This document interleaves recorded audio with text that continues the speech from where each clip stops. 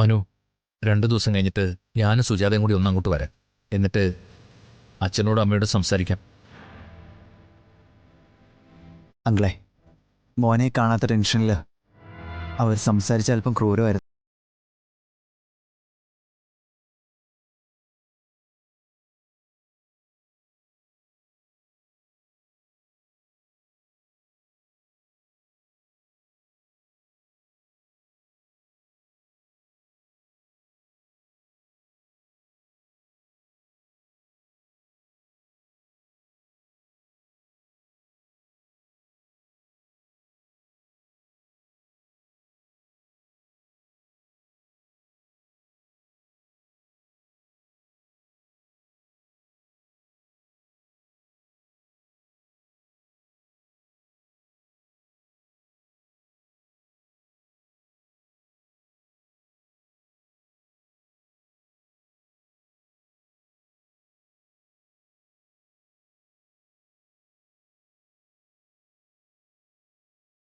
തന്നെയായിരുന്നു ഇവളുടെ അവസ്ഥ.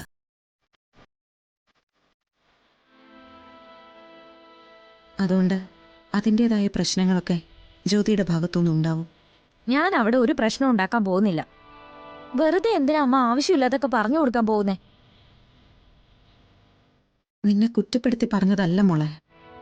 സാധാരണ പെൺകുട്ടികളെ മറ്റൊരു വീട്ടിലേക്ക് അയക്കുമ്പോൾ എല്ലാം തികഞ്ഞവളാണെന്നൊക്കെ പറയും.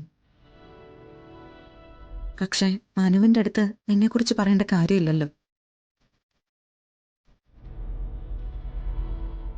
മനു നമ്മുടെ വീട്ടിലെ ഒരു അംഗത്തെ പോലെ കഴിഞ്ഞിരുന്നതല്ലേ.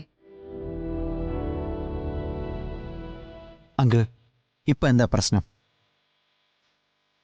ജ്യോതിയുടെ ഭാഗത്ത് നിന്ന് ചെറിയ ചെറിയ തെറ്റുകൾ വന്നാൽ അത് ഞാനങ്ങ് ക്ഷമിക്കണം, അത്രയല്ലേ ഉള്ളൂ.